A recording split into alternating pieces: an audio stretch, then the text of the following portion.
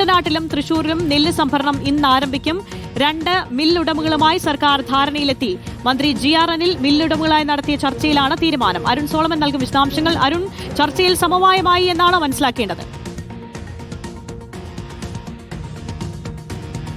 ആര്യ, വളരെ പ്രതിസന്ധിയിലാക്കിയ ഒരു വിഷയമായിരുന്നു. കാരണം കഴിഞ്ഞ ഏറെക്കാലമായിട്ട് കൊയ്ത പാടങ്ങളിൽ പോലും നെല്ല് സംഭരിക്കാനായിട്ട് മില്ലുടമകൾ തയ്യാറാകാത്ത ഒരു പശ്ചാത്തലമുണ്ടായിരുന്നു. ഇക്കഴിഞ്ഞ ബുധനാഴ്ച മുഖ്യമന്ത്രി നേരിട്ട് മില്ലുടമകളുമായി നടത്തിയ ചർച്ചയിലും അനുരഞ്ജനത്തിൽ എത്താൻ കഴിഞ്ഞിരുന്നില്ല. അതിനുശേഷമാണ് ഇപ്പോൾ ഭക്ഷ്യവകുപ്പ് മന്ത്രി GR അനിൽ നേരിട്ട് ഇന്നിപ്പോൾ ചർച്ച നടത്തിയത്. ഇതിലിപ്പോൾ ധാരണയിലായിരിക്കുന്നത് 2 മില്ലുടമകൾ നെല്ല് സംഭരിക്കാമെന്ന് ഇപ്പോൾ ധാരണയിലായിരിക്കുകയാണ്. അതിന്റെ അടിസ്ഥാനത്തിൽ ഇന്ന് ഉച്ചയ്ക്ക് ശേഷം ആലപ്പുഴയിലും തൃശ്ശൂരിലും നെല്ല് സംഭരിക്കാം എന്നുള്ളതാണ് മില്ലുടമകൾ സർക്കാരിന് നൽകിയിരിക്കുന്ന ഉറപ്പ്. എന്തായാലും വലിയൊരു ആശ്വാസമാണ്, ഒരു ഇടക്കാല ആശ്വാസമായിട്ട് മാത്രമേ നമുക്കിതിനെ കാണാൻ കഴിയൂ. കാരണം സംസ്ഥാനത്ത് തന്നെ 52 മില്ലുടമകളാണ് ഈ കരാറിൽ ആദ്യഘട്ടത്തിൽ ഏർപ്പെട്ടിരുന്നത്. പിന്നീട് അവരെല്ലാം പിന്മാറിപ്പോകുന്ന ഒരു സാഹചര്യം ഉണ്ടായിരുന്നു. ഏറ്റവും ഒടുവിൽ ഈ സാമ്പത്തിക വർഷം തന്നെ 5 മില്ലുടമകളായിരുന്നു നിലവിൽ കാലാവധി കഴിഞ്ഞിട്ടും ധാരണയിൽ തുടർന്നത്. അതിന് പിന്നാലെയാണ് ഈ കേന്ദ്ര സർക്കാരിന്റെ ഈ 68 ഔട്ട് ആൻഡ് റേഷ്യോ എന്ന് പറയുന്ന ആ ഒരു നിലപാടുമായിട്ട് മുന്നോട്ട് പോകാൻ സംസ്ഥാന സർക്കാരിന് കഴിഞ്ഞിരുന്നില്ല. ഏറ്റവും പ്രധാനപ്പെട്ട ഒരു വസ്തുത എന്ന് പറയുന്നത് 100 കിലോ നെല്ല് കൊടുക്കുമ്പോൾ അതിൽ 68 കിലോ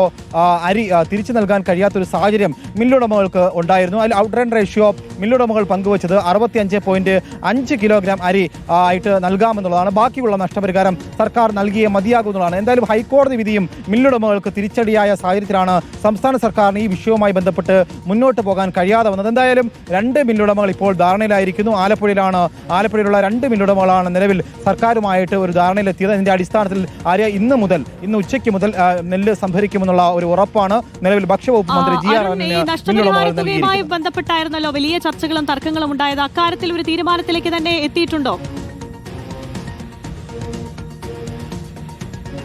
ആര്യ, ഇതിൽ ഇക്കഴിഞ്ഞ ബുധനാഴ്ച മുഖ്യമന്ത്രി തന്നെ ഇത് മന്ത്രിസഭയ്ക്ക് വിട്ടുകൊണ്ട് മന്ത്രിസഭയിൽ പരിഗണിക്കാമെന്നാണ് പറഞ്ഞിരുന്നത്. ഇതിൽ ഏറ്റവും പ്രധാനപ്പെട്ട ഒരു കാര്യം 2022-2023 നെല്ല് സംഭരണ വർഷത്തിൽ അതിൽ കർഷകർക്ക് കിട്ടാനുണ്ടായിരുന്ന കുടിശ്ശിക എന്ന് പറയുന്നത് 63 കോടി രൂപയാണ്.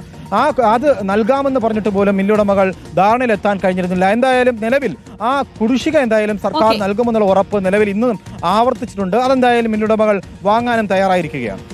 സംസ്ഥാനത്ത് നെല്ല് സംഭരണം ഇന്ന് തന്നെ തുടങ്ങും. കുട്ടനാട്ടിലും തൃശൂരിലും നെല്ല് സംഭരണം ഇന്ന് ആരംഭിക്കും. അരുൺ സോളമനാണ് വിശദാംശങ്ങൾ നൽകിയത്.